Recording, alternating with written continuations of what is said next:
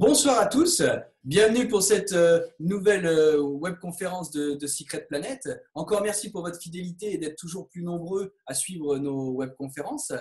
Pour ceux qui ne me connaissent pas, donc je suis Damien, en charge de l'Asie centrale et des terres polaires pour Secret Planet. Secret Planet, c'est un tour opérateur lyonnais basé dans le Vieux-Lyon et qui est artisan du voyage de nature et aventure, avec nos activités, donc Tamera pour le trekking et l'aventure, Expedition Limited pour les expéditions polaires et en haute altitude. D'ailleurs, actuellement, nous avons une expédition en cours au Népal avec l'ascension du Manaslu, dont Eric Bonnem fait partie, et qui vont tenter l'ascension dans les 6 prochaines semaines.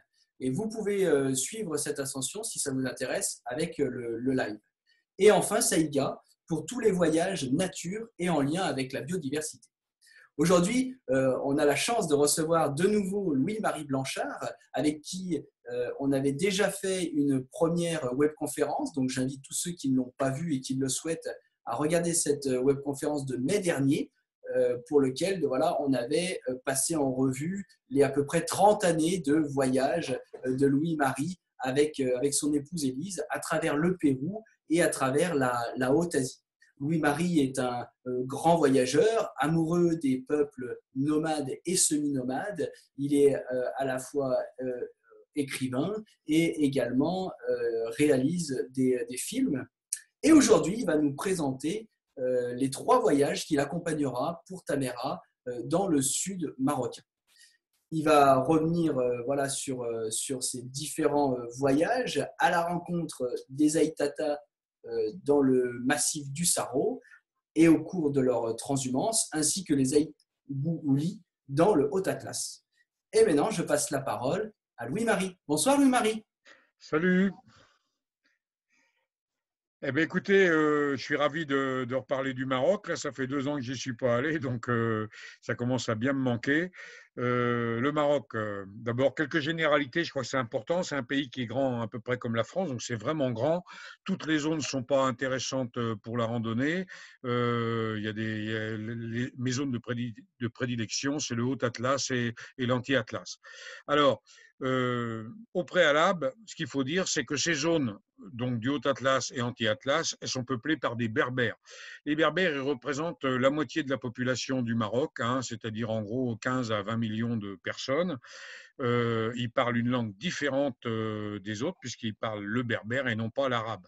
Vous avez donc au Maroc 2 types de population, des arabophones, qui peuvent être de souche berbère, mais qui parlent l'arabe et qui se considèrent, on va dire, comme des arabes. Et puis les berbères qui, eux, parlent le berbère. Je précise d'ailleurs qu'il n'y a pas des berbères qu'au Maroc, il y en a aussi en Algérie, on les appelle les Kabyles, et il y en a aussi au Sahel, on les appelle les Touaregs. Tout ça, c'est les berbères. Au Maroc, ils habitent essentiellement les régions montagnardes, du Moyen Atlas, Haut Atlas et du Djebel Saro. D'ailleurs, je vais peut-être envoyer la petite carte qui est là pour vous montrer ça. Donc là, on a sous les yeux une carte du Maroc. Donc, je rappelle une nouvelle fois que c'est grand à peu près comme la France, donc c'est très grand. Et le Haut-Atlas, qui se situe plutôt au sud du Maroc. Et encore en dessous, l'Anti-Atlas avec ce gros maillon du Djebel Saro. Alors, le Haut-Atlas, on a des sommets qui dépassent partout 3000 mètres et quelques sommets qui dépassent 4000 mètres, notamment le Mgoun au Haut-Atlas central. Et puis Djebel Saro, l'Anti-Atlas, là vous avez des sommets en gros de 2500 mètres avec des pointes à 2700 mètres. Alors là-dedans vivent donc des Berbères qui sont nomades ou semi-nomades. Alors, les Berbères nomades, ils sont essentiellement dans le Djebel Saro. Il s'agit de 200 ou 300 familles qui vivent toute l'année sous la tente et avec des petits gourbis quelquefois à côté, mais globalement sous la tente. Et dans le Haut-Atlas central, vous avez des paysans montagnards qui peuvent être semi-nomades, c'est-à-dire qu'ils sont à la fois paysans et bergers. Et donc, du fait qu'ils sont bergers, ils sont obligés de se déplacer sur les pâturages, quelquefois assez loin de chez eux. Là, on voit une carte beaucoup plus centrée du Haut-Atlas central. Donc là, avec le Mgoun, 4068 mètres. On a une distance à peu près là d'une centaine de kilomètres quand même, hein, sur 50-60 kilomètres de largeur. Donc c'est grand.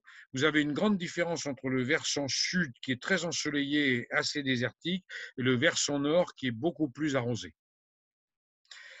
Voilà un très beau portrait de nomades Aïtata, ces gens qui sont très très fiers et avec qui on peut nouer d'excellents contacts à condition de rester un petit peu avec eux. Comme je vous disais, ils sont dans des régions très désertiques et autant l'hiver, ils peuvent rester dans le Djebel Saro parce qu'il y a un petit peu d'eau et de précipitation, il ne fait pas trop chaud, autant l'été, ils sont obligés de monter vers le Haut Atlas parce que le Djebel Saro devient une véritable fournaise. Leur troupeau, c'est essentiellement des chèvres et des moutons, de plus en plus des chèvres parce qu'il y a de moins en moins de pâturage suffisamment bon pour les moutons. Le soir, ils se retrouvent tous, que dans la journée, en fait, ils s'occupent de leur troupeau, personne n'est au campement quasiment. Peut-être s'il y a une maman qui a un bébé, elle va rester au campement et encore. Et ils se retrouvent le soir pour manger. C'est des repas extrêmement simples, hein, c'est du thé, à la base de tout c'est le thé, ensuite c'est du pain qu'ils cuisent eux-mêmes, et puis un petit peu de la semoule de couscous, quelques légumes qui rapportent du souk quand il y a un peu d'argent, mais c'est une vie quand même assez rude au niveau de l'alimentation. Et les enfants, ils sont nombreux, hein, parce qu'il y en a autant que la nature en donne. Hein. Et donc, ces enfants-là, généralement, ils ne sont pas scolarisés. Ils ne sont pas scolarisés parce que des écoles, il y en a peu dans le Djebel Saro et ils sont loin. Et donc, ça nécessite qu'ils soient gardés par les grands-parents s'ils vont à l'école parce qu'il n'y a pas d'internat. Donc, on peut dire qu'environ les 2 tiers des enfants des Aïtata ne vont pas à l'école. Comme je vous disais, ils ont une vie très rude et surtout très simple. Et c'est une leçon de simplicité de passer du temps avec eux. On voit là comment ils font leur feu. Ils font leur feu avec des espèces de broussailles qui font des petits feux qui chauffent assez dur, hein, mais qui ne durent pas longtemps. Il faut recharger sans arrêt. Ce n'est pas comme des bûches de chez nous. Hein. Et là-dessus, ils font cuire de l'eau et ils boivent du thé et ils font cuire aussi leur pain. On les revoilà. Comme a dit Lyotet, le Maroc, c'est un pays froid au soleil brûlant. Et on en a la preuve aussi bien dans le Haut Atlas que dans le Sahara. Dès que le soleil disparaît, ça caille. Hein, ça caille, et notamment en hiver, il faut être bien couvert. Et souvent, j'ai même vu les Berbères avec moi se plaindre du froid. Ils sont souvent moins bien équipés que nous. Vous voyez, souvent, ils sont pieds nus dans les chaussures. Et ils se plaignent souvent du froid. Hein, et ils attendent avec impatience le retour du soleil. Aujourd'hui, vous avez pas mal de ces nomades qui, quand ils sont au Djebel Saro, joignent à leur tente un espèce de petit gourbi. On en voit un là. Ils vivent peu dedans, ils s'y réfugient plutôt en cas d'intempérie. C'est surtout, ces gourbis, c'est surtout pour abriter leurs troupeaux. On nous voit là avec une famille de nomades Aïtata. Vous voyez que l'accueil est super. Hein. Toujours cette simplicité, une petite bouilloire, une marmite, un plateau, des verres, voilà. Et puis chacun sa petite gamelle. Ceux qui veulent avoir des vacances gastronomiques, c'est pas vraiment là qu'il faut aller. Vous voyez, alors le petit gourbi, c'est guère mieux que sous la tente, hein, parce qu'il n'y a pas de cheminée. La fumée se dégage à l'intérieur. Donc, dès que vous vous mettez debout, vous vous mettez à tousser. Ils font le feu là-dedans, mais au moins, ils y sont à l'abri du vent. Beaucoup mieux que sous la tente, notamment pendant l'hiver où le vent peut être réellement glacial. Comme je vous disais, ces petits gourbis servent avant tout à abriter les troupeaux. Donc, on voit là un ensemble de chèvres et de moutons. Et ce sont des gens qui sont extrêmement attachés à leurs animaux. La traite a lieu le matin et le soir.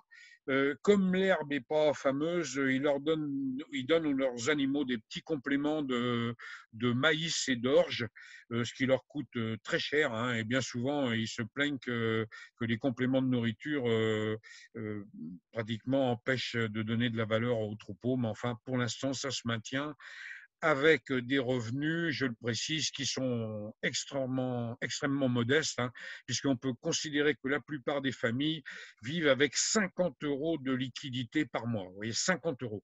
Alors, ils se débrouillent pour être autonomes pour presque tout, hein, ils font du tissage, etc. 50 € par mois, vous avez qu'à vous y essayer, vous allez voir, c'est pas évident. Alors, en fait, l'été, le Djebel Saro se transforme en une véritable fournaise, hein. Il fait extrêmement chaud l'été, sauf dans les endroits où il y a des bons points d'eau. Les nomades sont obligés de partir et là, ils vont s'en aller dans le Haut Atlas parce que c'est là qu'ils vont trouver de la nourriture pour leurs animaux. Ça nécessite donc une transhumance qui va durer entre 15 jours et un mois et ils vont faire ce chemin, on en reparlera tout à l'heure, de transhumance entre le Djebel Saro et le Haut Atlas. Pour l'instant, on va plutôt faire une petite visite du Djebel Saro. Vous voyez ce Djebel Saro, donc des montagnes atteignant 2500 mètres, très désertique, hein. Ça a été le dernier lieu de la résistance berbère à la colonisation française. La capitale des lieux, c'est Nkob. Alors, c'est assez mignon, Nkob. C'est là où il y a le souk, où ils viennent vendre leurs moutons et leurs chèvres, hein. Et à partir de Nkob, eh ben, on va faire commencer cette traversée du Djebel Saro, comme c'est prévu de le faire avec vous en janvier, pour ceux qui m'accompagneront. On est en général donc accompagné par des muletiers et leurs mules.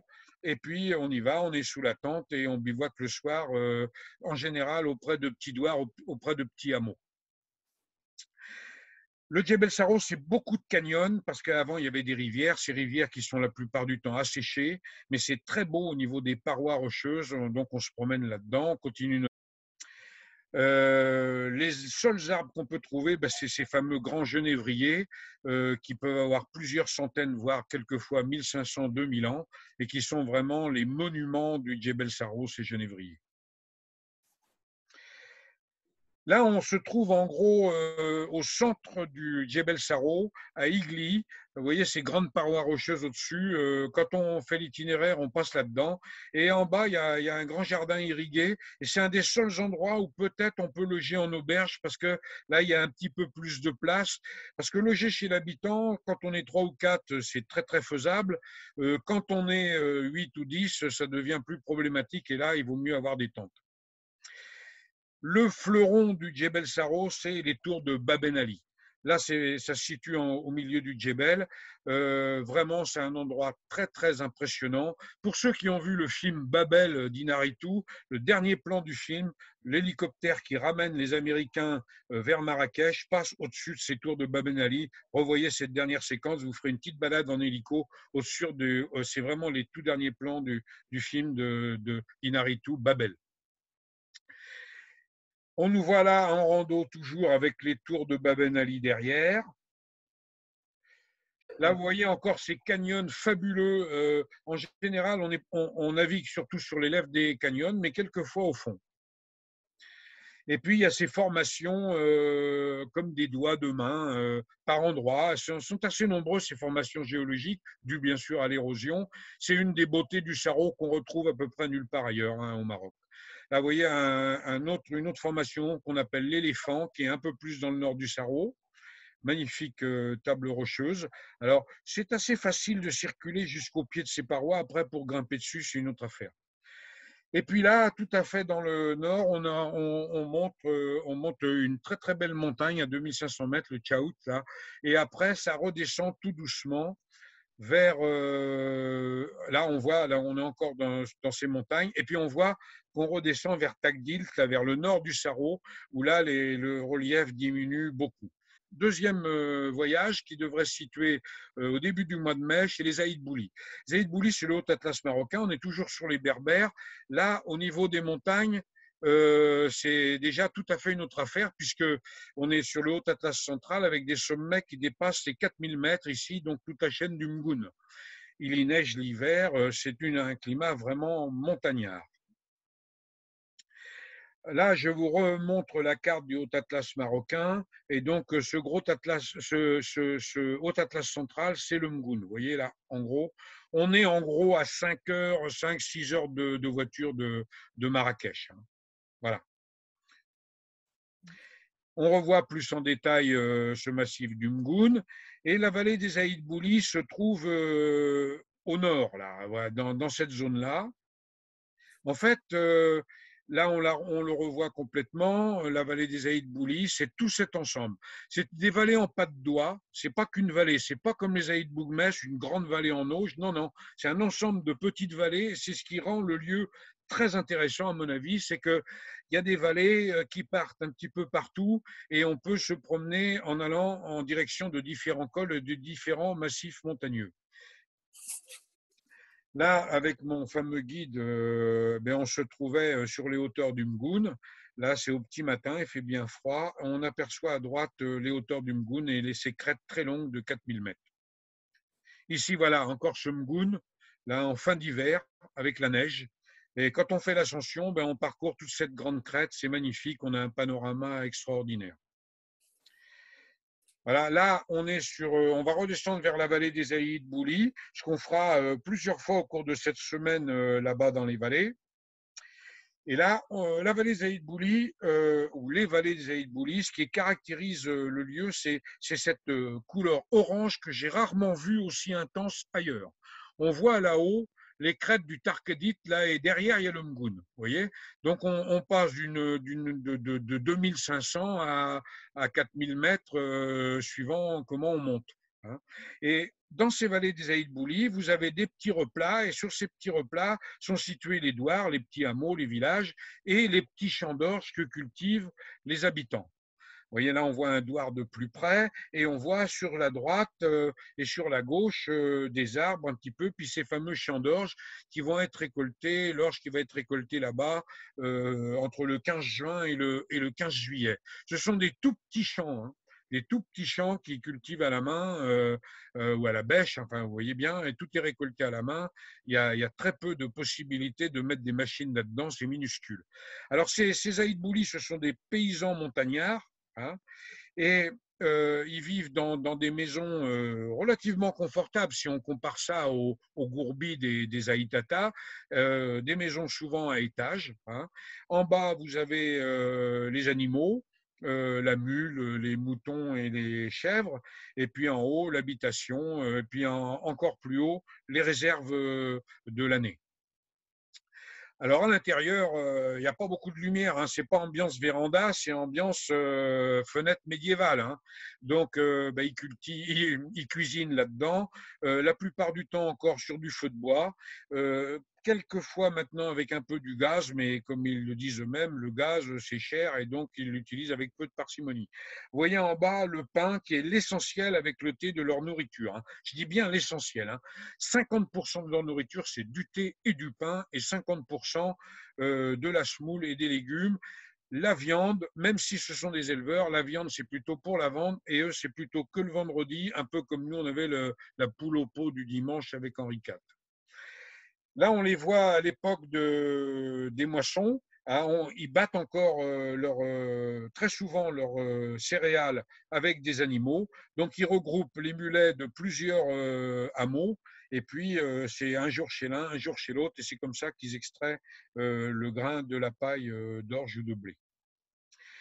Le reste du temps, ils se promènent sur le plateau à s'occuper aussi de leurs troupeaux. Donc, dans ce sens-là, ils sont quand même un peu comme les nomades à Itata. Ce sont des semi-nomades, on va dire. Hein. Vous avez toujours une partie de la famille qui est en train de s'occuper des troupeaux parce qu'il n'y a pas de place pour des pâturages en bas, là où il y a les villages. Là où il y a de la place en bas, c'est pour faire les petites cultures de légumes et d'orge et de blé. Et donc, c'est au-dessus qu'ils vont avoir leurs troupeaux. Et il y a toujours un jeune homme ou un homme qui s'occupe des troupeaux au-dessus. Comme partout, la vente se fait au souk. Hein, donc, très, très beau souk chez les Aïd Bouli. De mémoire, c'est le samedi et sinon le dimanche à Taban. Voilà, parce qu'en fait, chaque village a son jour de souk. Et là, c'est là que les hommes aussi se rencontrent, discutent, se donnent des nouvelles. C'est là aussi que se préparent les alliances en tout genre, hein, y compris les mariages, parce que ça se discute d'abord entre hommes là-bas, avant de se discuter entre femmes, les mariages. C'est triste, mais c'est comme ça. C'est encore bien souvent les hommes qui décident de qui se marie avec qui. Bien sûr, vous avez un tas de commerçants qui arrivent de Marrakech, de Ouarzazate et d'ailleurs pour vendre des produits. Alors des carottes, des oignons, des patates, des oranges, tout ça, c'est pas produit chez les Aïd Boulis, c'est produit ailleurs. Et pour acheter tout ça, il faut des sous. Et pour avoir des sous, il faut dégager des surplus. Alors il y a des années où des surplus, ils en dégagent, ils ont des sous pour acheter. Puis il y a d'autres années où il y en a pas beaucoup des sous. Et là, eh ben, ça va plutôt être que du thé et du pain. Il ne faut pas se leurrer sur le fait de voir des caisses d'oranges pleines. Ce n'est pas les halles de Lyon, ni d'Annecy, ni de Cholet. C'est des gens qui ont peu de sous dans le porte-monnaie et c'est difficile pour eux. Il faut toujours garder ça en tête. Hein. On se plaint chez nous, mais là-bas, ils ont bien plus de raisons encore de se plaindre.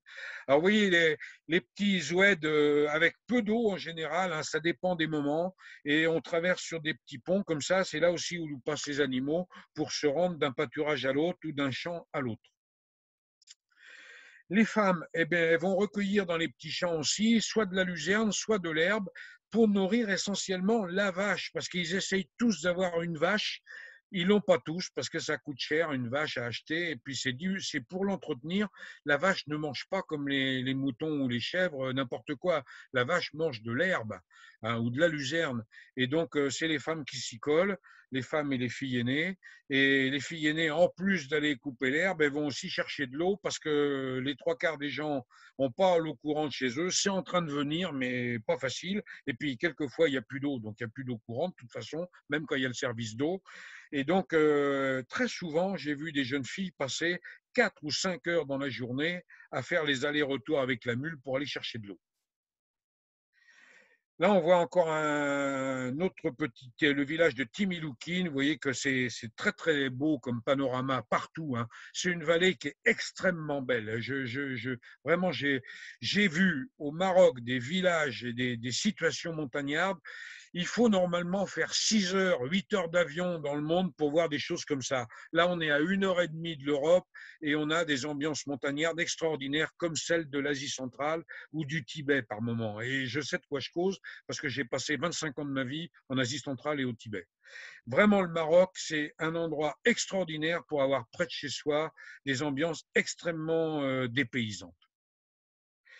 Les gens, ils ont beau ne plus être nomades, être que des semi-nomades, ils ont quand même toujours l'envie d'être dehors. Hein. Et donc, ils ont des galeries où ils font sécher leurs affaires et où ils prennent le frais parce que bah, dans les maisons, c'est un peu sombre hein, dans la journée.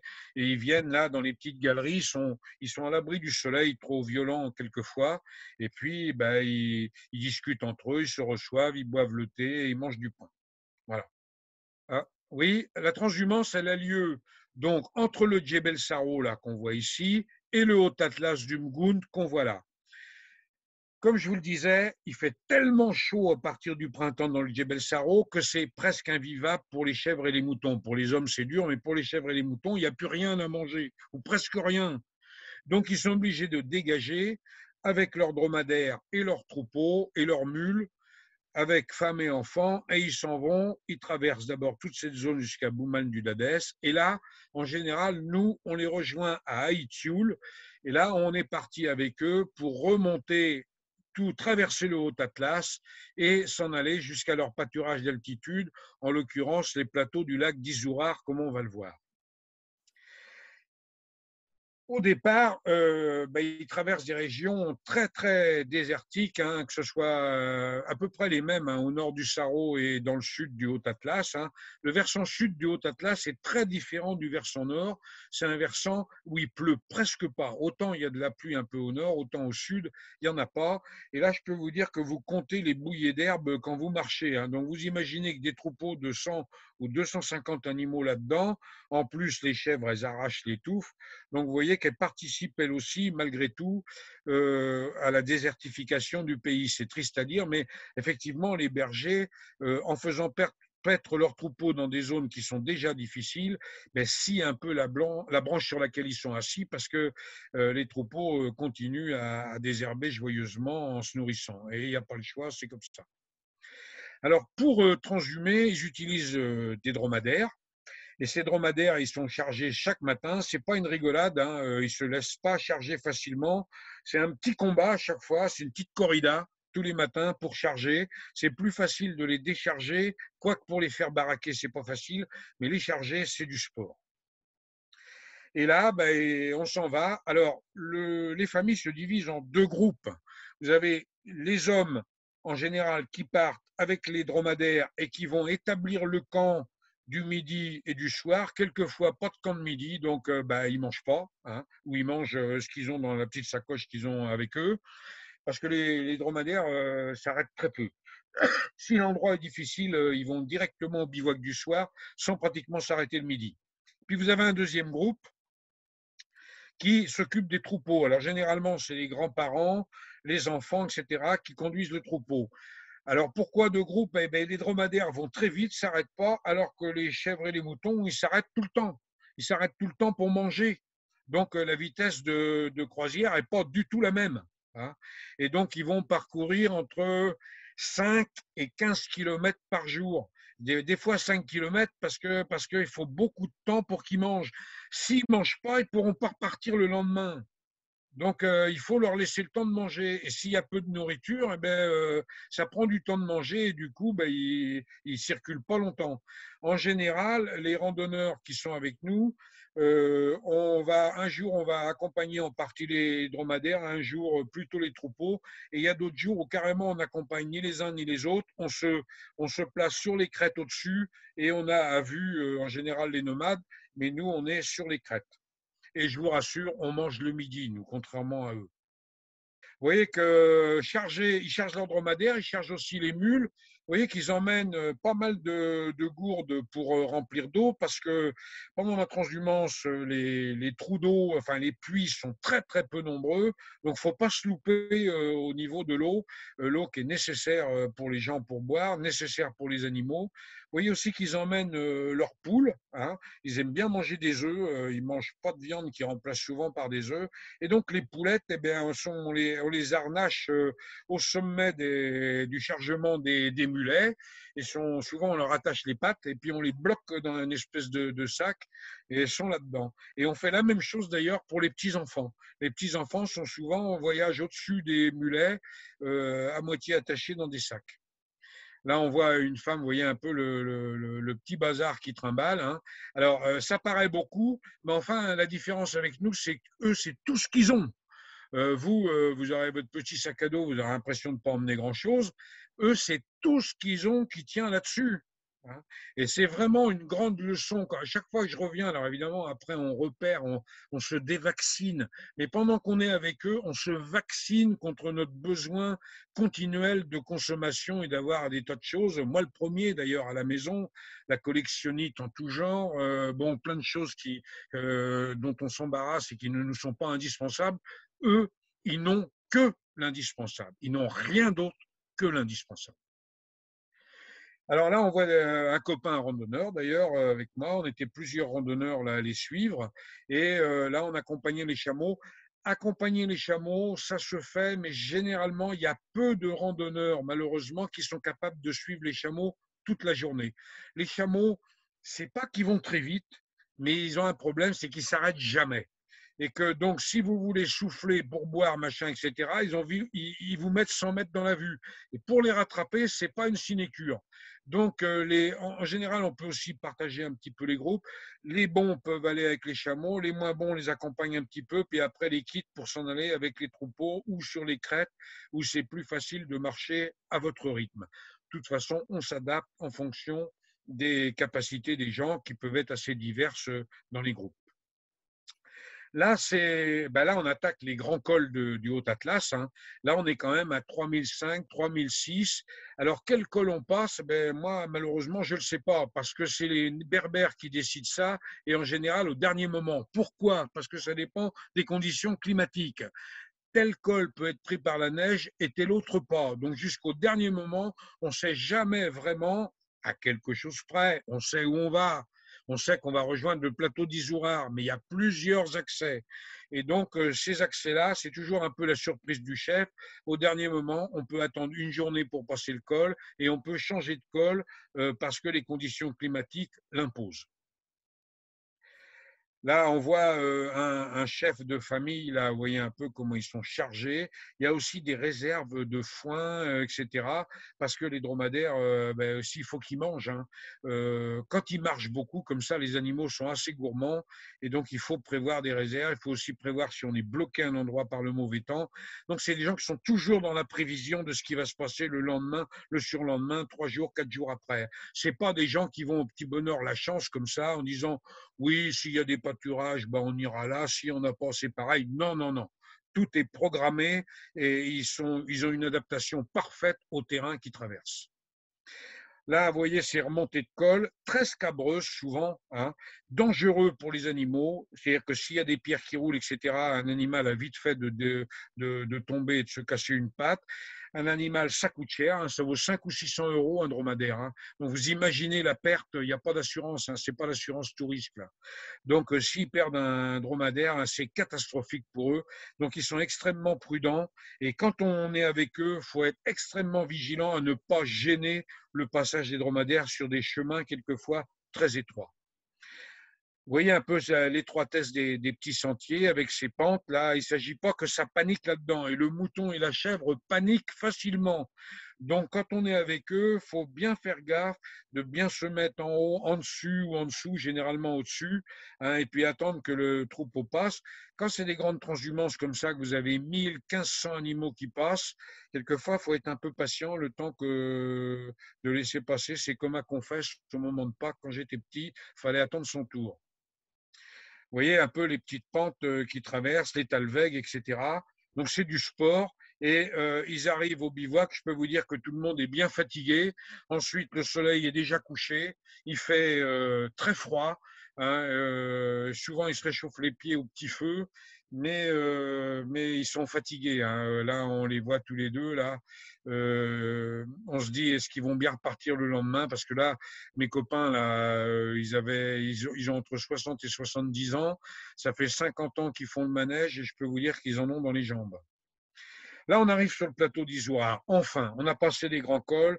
Là, il y a beaucoup plus d'herbe, enfin, relativement. Hein, c'est pas la Normandie, je vous le dis. Et donc là, ils vont pouvoir établir leur campement d'été. Donc, leur campement d'été sur ce grand plateau d'Izoard, les familles nomades sont assez éloignées les uns des autres. Ils ne se voient pas entre eux. Hein. Ces 200 ou 300 familles dont je vous parlais, ils ne se voient pas. S'ils veulent se voir, il faut qu'ils se rendent visite à une demi-journée, une journée les uns des autres. Là, on les voit, on va arriver, on remonte vers notre petit campement. On voit qu'on peut faire des bonnes balades sur les sommets en haut avec des vues extraordinaires. En général, il y a assez peu de candidats le soir, même quand je le propose, il y a assez peu de candidats pour dire on va aller là-haut, là, se faire une petite vue panoramique, faire une belle photo. En général, j'ai remarqué que les gens, le soir, ils ont plutôt tendance à s'allonger un peu, pour se reposer parce que c'est du terrain quand même qui est caillassou et qui est exigeant pour les pieds et la respiration et donc les gens ont bien besoin de repos. Ça peut paraître court, 4-5 heures de rando par jour. On peut les augmenter à 8 heures, hein, c'est sans problème pour aller là-haut, mais généralement je trouve peu de candidats pour rallonger la sauce de 3 heures le soir. Voilà ce fameux plateau d'Izoard avec ce fameux lac temporaire, le lac d'Izoard, qui est une bénédiction pour les troupeaux qui peuvent s'abreuver autant qu'ils veulent, mais malheureusement, au milieu d'été, il s'assèche et il n'y a plus qu'un puits, il faut aller tirer de l'eau. Et donc, c'est une corvée quotidienne pour les jeunes et les femmes et les jeunes filles, corvée quotidienne pour aller chercher de l'eau. Vous voyez le petit campement là, déserté dans la journée, parce que les uns sont partis chercher de l'eau, les autres accompagnent les troupeaux, et donc ils ne sont pas là, c'est pas le Club Med, hein.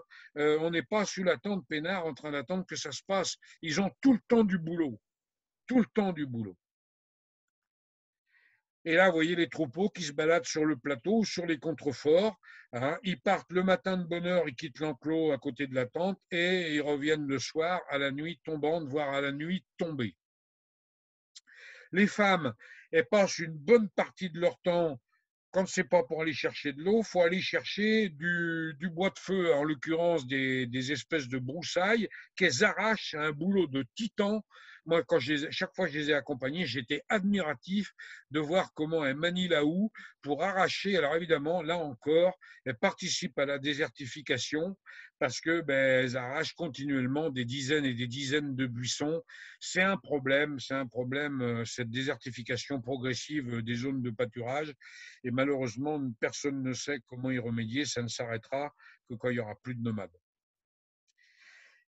En général, au campement d'été, ils ont aussi un petit gourbi qui leur permet d'être à l'abri du vent et des orages. Alors là encore, pas de cheminée, donc vous vous tenez soigneusement accroupi. En général, c'est assez facile pour nous de rentrer dans ces petits gourbis.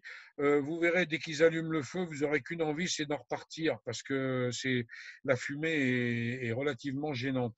Les gens qui ont des problèmes de poumons, je ne conseille pas.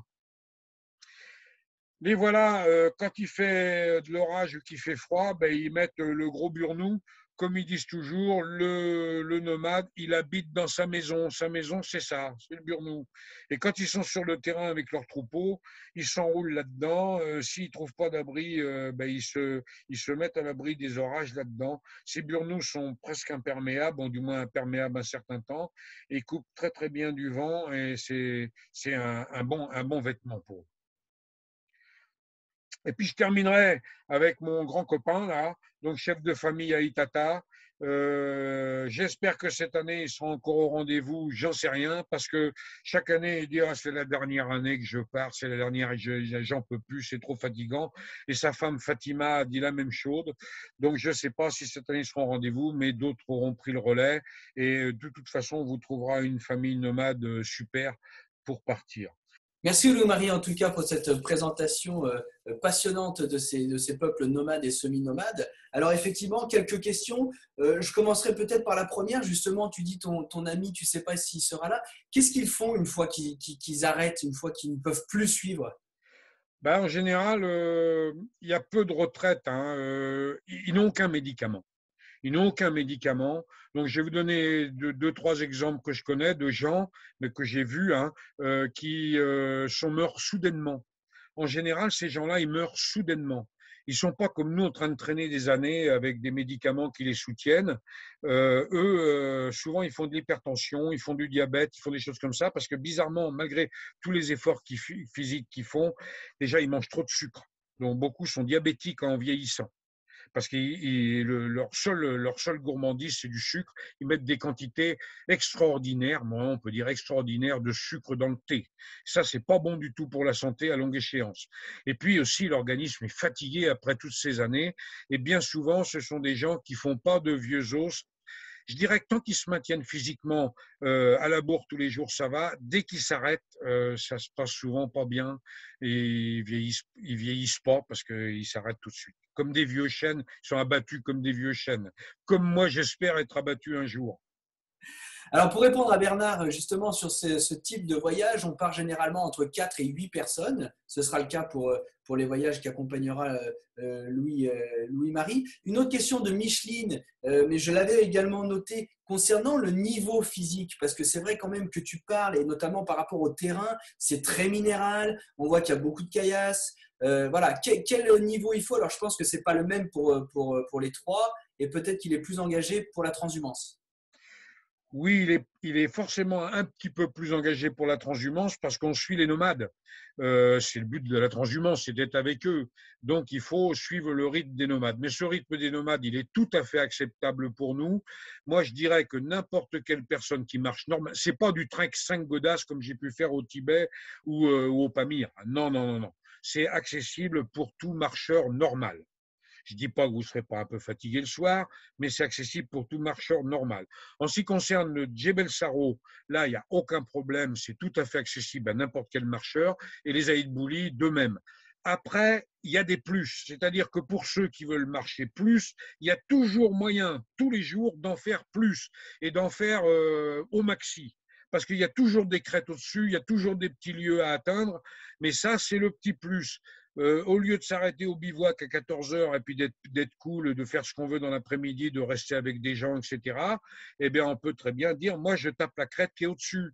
Bon, voilà. Moi, j'ai constaté qu'il y en a assez peu qui le font parce qu'en général, les gens aiment bien aussi profiter, dessiner, écrire, photographier.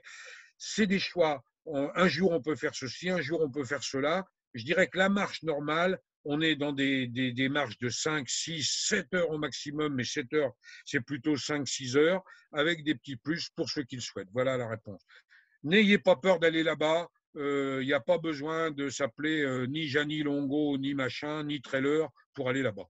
Et alors, tu as parlé aussi à la fois de très chaud, à la fois de froid, et il se réchauffe les pieds, on voit de la neige. Quelles sont les conditions justement de ces voyages aux périodes où on y va? Et si peut-être tu peux rappeler les périodes de ces voyages-là. Alors, au mois de janvier au Djebel Saro, c'est bleu intégral absolument garanti, ou alors vraiment le changement climatique fera que tout est bouleversé.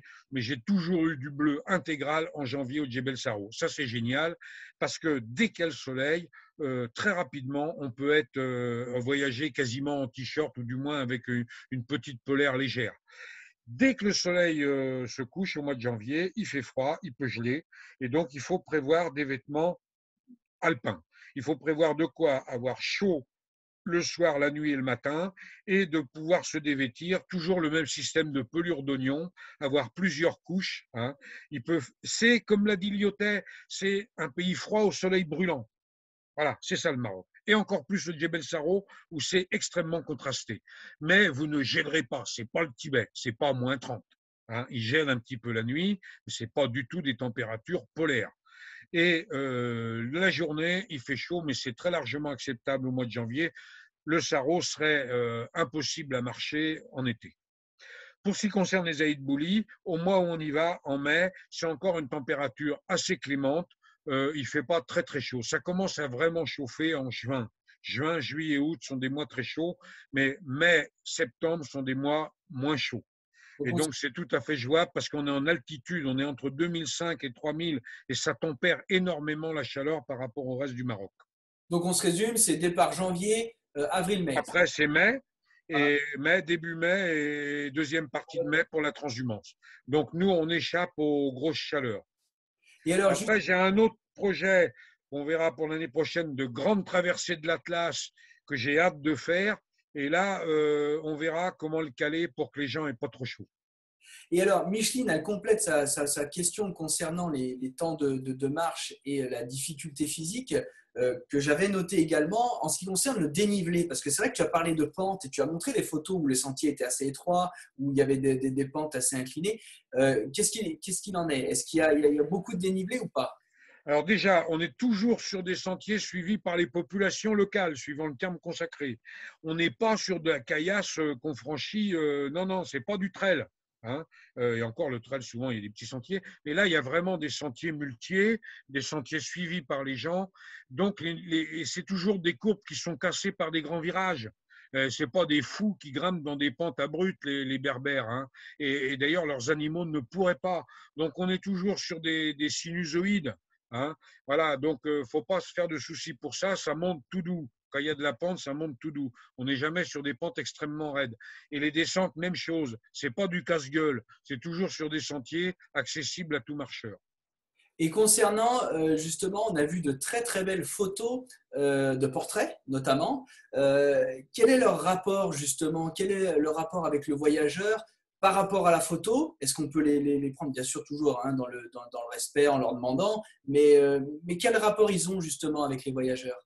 Je crois que la notion de respect que tu as signalé, c'est ça le plus important. C'est que, imaginez-vous, vous êtes dans la rue, vous, et vous vous retrouvez tout d'un coup avec 7-8 photographes qui vous tombent dessus, qui vous photographient de tous les côtés. Vous allez être surpris et pour certains d'entre nous, vous allez rouspéter. Et c'est la même chose si vous avez un groupe de 8 qui déboule sur un nomade et clac, clac, clac, clac, clac, sans rien demander, sans même quelquefois dire bonjour, ça ne le fait pas. Ça ne le fait pas. Par contre, si vous avez une bonne approche, que vous approchez du gars, vous lui dites bonjour, vous lui tendez une cigarette, parce qu'ils aiment bien en général une petite cigarette, même si vous ne fumez pas, vous lui tendez un bonbon, un machin, bon, une carte postale, je ne sais quoi, et vous coupez vous mettez le contact avec vous mettez le contact avec lui. Au bout de 5 minutes, tout va bien se passer et vous arriverez à le photographier si vous le souhaitez. Mais il ne faut pas les agresser. C'est des gens qui sont fiers, très fiers, il ne faut pas les agresser. En ce qui concerne après la transhumance, ou chez les Aïd Bouli, où là, on est sur des gens qu'on va revoir plusieurs fois, qu'en général, ils me connaissent comme le loup blanc. Bon, c'est plus facile. Hein, parce qu'on va rester 8 jours dans la même vallée, c'est toujours la même chanson. Plus vous restez longtemps avec les gens, plus ça devient facile. La surprise, c'est pas bon pour la photo, la surprise. Hein. Il faut toujours établir le contact, créer le contact. Et ça, c'est aussi le rôle du guide. Hein, et le rôle des muletiers, et moi j'insiste souvent avec les accompagnateurs là-dessus, de faciliter. Après, vous avez toujours des mauvais coucheurs, des gens qui sont plus fiers que d'autres, des gens qui ont quelquefois un complexe mal placé d'infériorité, parce qu'ils disent nous on est pauvres, ils sont riches, ils viennent photographier notre pauvreté. Bien sûr, c'est pas ça. On vient pas photographier leur pauvreté, on vient photographier des trucs qu'on n'a plus chez nous et qu'on est content de voir et qui sont exotiques pour nous et différents. Et on essaie de comprendre comment ils vivent. Mais eux, dans leur tête, imaginez-vous, c'est pas toujours comme ça que ça fonctionne. Ils ont l'impression d'être des bêtes de foire. Voilà. Et il faut casser ce truc. Et ben, c'est ce que je m'attache à faire tout le temps. Et en ce qui concerne justement, tu as parlé des tâches quotidiennes, notamment des jeunes filles, mais également bon, des femmes et des hommes. Est-ce qu'on partage justement leur quotidien? Est-ce qu'on les aide dans leurs tâches? Je crois que tu as parlé un peu de troupeaux ou de surveiller les troupeaux. Non, c'est impossible. C'est impossible, c'est un métier, hein, c'est pas du bricolage. Hein. C'est un métier. Moi, je vous mets à 2 ou 3 randonneurs, même des gros costauds. Hein, 3, je parle même pas de mettre des femmes qui n'auront jamais la force pour les tenir. Mais je mets 3 gros costauds de randonneurs à tenir un dromadaire, ils ne le tiendront pas. Je vous garantis qu'ils ne le tiendront pas. Donc le charger, c'est même pas la peine d'y penser. Et vous le constaterez par vous-même. En ce qui concerne les mules, vous avez vite fait aussi de vous ramasser un coup de pied parce que la mule, elle connaît son maître. Hein, elle connaît son guide, donc il ne faut pas trop s'amuser avec ça. On peut le faire, comme je le fais des fois moi, de les aider pour donner un coup de main. Au bout d'un certain temps, quand les animaux se sont habitués à vous, de but en blanc, ça n'est pas possible. Il vaut mieux rester à l'écart, que ce soit alors, les chèvres et les moutons, naturellement, on peut les approcher. Il ne faut pas les faire fuir non plus, parce que c'est des animaux grégaires et qui ont vite fait de prendre peur. Donc, il faut faire attention, il faut être vigilant. Là encore, c'est le rôle du guide de toujours savoir ce qu'il faut faire et ce qu'il ne faut pas faire et de le répéter aux gens gentiment mais fermement tous les jours pour que ça se passe bien avec les gens avec qui on est. Ce sont des gens qui vivent difficilement de leur travail. Il ne faut pas leur compliquer l'existence. D'accord. Alors, ensuite, on avait… Et on ne s'improvise pas berger. Oui, oui. Mais dans des petites tâches, comme… Alors, petites, je dis petites, bon, on a vu, comme tu dis… Vous allez faire cuire du couscous, vous sur du feu, vous ne savez pas. Vous allez faire cuire du pain. Alors, on peut toujours, après, il y a toujours le contact. On peut toujours dire, tiens, moi, je suis intéressé pour apprendre à faire du pain. Eh bien, je vais te mettre avec une jeune fille et puis on va lui demander si elle est d'accord pour t'apprendre. Là, c'est autre chose. C'est de l'apprentissage. Ça, on peut. Mais dire, moi, j'arrive avec mes gros sabots et puis je vais charger la mule, je vais charger le dromadaire et je vais faire l'omelette berbère. Non, non, non, non, non, non, non, non. Alors, tu as aussi parlé de pauvreté. C'est vrai que c'est une question qui revient souvent et elle revient ce soir. Qu'est-ce qu'on peut… est-ce qu'il y a quelque chose, parce que je ne sais pas s'il y a quelque chose, mais est-ce qu'il y a quelque chose qu'on peut apporter au cours du voyage qui peut justement leur donner un petit peu d'air et qui peut leur apporter quelque chose?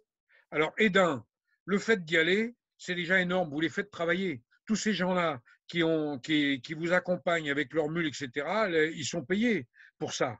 Donc, ils sont payés en général 20 ou 30 euros par jour. Mais pour eux, c'est énorme. C'est des gens qui gagnent 50 balles par mois. Donc, vous vous rendez compte de ce que peut représenter pour eux le fait d'accompagner des gens pendant quelques jours. C'est une manne indispensable pour eux, ou du moins ça leur permet d'améliorer nettement l'ordinaire et l'ordinaire de leurs enfants. Deuxièmement, ce que vous pouvez faire pour eux, c'est à la fin du trek, si vous avez des vêtements, des godasses un peu usagées, des vêtements un peu usagés, ou si vous pouvez en amener un petit peu en surplus, vous leur laissez ça. Ils seront super contents. Ça peut être leur laisser un bâton, ça peut leur laisser une vieille paire de jumelles, ça peut être amener 1 ou 2 couteaux Pinel. Tout ça, un briquet, tout ça, c'est des vieux téléphones. Tout ça, c'est super pour eux. Il y a plein de choses qui vous servent pratiquement plus ou qui ne vont pas vous coûter cher à vous et qui vont être super. Des cahiers pour les gamins, des stylos. Eh ben, avec des familles, il ne s'agit pas de distribuer ça n'importe comment pour faire une photo, mais si c'est bien fait, cette distribution, et ça, on s'attache à ce que ce soit bien fait, eh ben, c'est précieux pour eux. Et alors, tout à l'heure, on parlait justement de ce monsieur bon, qui ne savait pas s'il allait continuer ou pas, et donc on parlait d'après. Et qu'est-ce qu'il en est justement des jeunes générations? Parce que tu vois, moi je ne connais pas trop ces peuples-là, mais c'est vrai que dans ce que tu présentes, et d'ailleurs tu l'as rappelé aussi dans les paysages, ça m'a rappelé aussi la Mongolie avec ces nomades pastoraux. Qui ont un problème justement un peu avec les jeunes générations. Et c'est là où était ma question, c'était de savoir comment eux, ils le vivent. Est-ce que les jeunes générations, elles sont là et elles sont prêtes à reprendre le flambeau ou justement, un peu comme en Mongolie, c'est compliqué et dès qu'ils peuvent, ils s'en vont. Alors, on va élargir le sujet, puisque c'est mon sujet, les nomades, depuis 25 ans. Hein. Je fais des conférences sur les nomades. Je vais en faire une d'ailleurs sur les nomades des steppes avec caméra. Globalement, les populations nomades dans le monde entier sont en chute libre. En chute libre. Faut dire les choses comme elles sont. À l'heure actuelle, l'endroit où il y a le plus de nomades, d'abord, c'est pas en Mongolie, c'est au Tibet. C'est là où il reste le plus de nomades. Environ, probablement, sur 7 millions de Tibétains, il reste à peu près 1 million et demi de nomades, purs nomades. Après, il en reste en gros 700 000 en Mongolie. Il en reste 300 000 en Asie centrale. Et dans le reste du monde, alors là, c'est plus des 100 000, c'est des 10 000 par-ci, des 10 000 par-là. Donc, en gros, les grandes populations nomades mondiales, c'est Tibet, Mongolie, Asie centrale, un peu Sibérie, mais beaucoup moins. Et puis après, le Maghreb, le Sahel, et puis quelques populations comme ça en Amérique, mais relictuelles. Hein. Globalement, c'est un monde qu'il faut aller voir très vite parce que c'est un monde qui est en chute libre. Et si vous n'y allez pas maintenant, c'est pas dans 10 ans que vous irez, ce sera déjà trop tard. Il faut y aller maintenant. Là, je pèse mes mots. Je dis pas ça pour racoler, c'est pas mon but. Je dis que si vous voulez voir ce truc extraordinaire qu'est la vie nomade et les transhumances nomades, ou la vie de ces montagnards semi-nomades, c'est maintenant qu'il faut y aller parce que ça va être bouleversé dans les années à venir, ne serait-ce qu'avec le changement climatique, puisque les chercheurs de l'UNESCO me l'ont affirmé je ne sais pas combien de fois, les déserts gagnent 10% de leur superficie initiale chaque année, 10%. Vous voyez le résultat dans quelques années. Alors, j'ai une dernière question. Alors après, si vous en avez d'autres, n'hésitez pas à les poser, hein, comme je vous disais, avec l'onglet questions Q&R que vous trouvez en bas de votre écran. La dernière question, elle touche la sécurité. Quelle est voilà, est-ce que on est en sécurité dans ces lieux-là? Est-ce qu'on ressent une insécurité justement? Parce que c'est vrai que c'est toujours des régions ou des territoires qui peuvent, dans l'imaginaire, voilà, toucher à la sécurité. Très honnêtement, je pense que vous avez moins de risques au Maroc et surtout dans les endroits où on va, mais partout, mais dans les endroits où on va, le risque terroriste, il est zéro, égal à zéro. Je ne peux pas dire mieux. Le Maroc fait des pieds et des mains pour qu'il n'y ait aucun problème. Ils ont eu quelquefois des problèmes, mais bien moins que nous, bien moins que nous. Hein. Si on compare la quantité d'attentats qu'il y a eu au Maroc, c'est beaucoup moins qu'en France. Donc je dirais que vous avez bien plus de chances en fréquentant la Roissy ou la gare Montparnasse d'avoir des problèmes qu'en étant avec les Aïtata ou les Aïd Bouli ou en transhumance avec eux. Zéro problème. Alors, j'ai une question de Eric, Eric Marshall, qui nous demande pourquoi avoir ciblé cette région précisément et pas le Djebel Toubkal ou le Djebel Sirwa. Alors, tout simplement parce que c'est mieux là où on va. Djebel Toubkal, c'est beaucoup trop près de Marrakech. Il y a une quantité énorme de gens qui y vont. Il y a énormément de touristes. Et là, je fais la différence entre le touriste et le randonneur. Le randonneur, bon, moi je trouve que le randonneur, il prend son temps, il voyage à pied, il a un contact avec les gens et tout. Le touriste, il arrive, blam, blam, blam, il fait des photos, il agresse les gens, etc. Et les régions où il y a beaucoup de touristes, c'est des régions où on a énormément de mal avec les populations, quand on marre de voir ces gens qui les agressent avec leurs appareils photo ou leurs caméras. Et c'est des régions trop fréquentées, la zone du Toubkal. C'est pour ça que j'aime pas y aller. J'y suis allé une ou deux fois. J'aime pas y aller parce qu'il y a trop de monde. Les endroits où on va, nous, c'est beaucoup plus préservé. Et c'est aussi beaucoup plus préservé sur le plan de leur mode de vie. Alors, effectivement, les gens, ils vivent plus pauvrement. Alors, vous allez me dire, bah oui, c'est pas forcément mieux. Bah oui, mais en même temps, c'est là où on voit la vieille méthode, je dirais, de vie des paysans montagnards et des nomades. C'est là que vous la verrez. C'est pas au Toubkal. Voilà. Bon, donc c'est pour ça que je vais au Mgoun. On pourrait aller aussi au Djebel Ayashi. Je reparlerai du Haut Atlas oriental une autre fois. Djebel Ayashi, le Haut Atlas oriental, est aussi extrêmement bien préservé.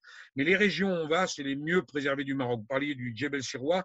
Djebel Sirwa, j'y suis allé, c'est beaucoup moins bien préservé que le Djebel Saro ou le Haut Atlas central.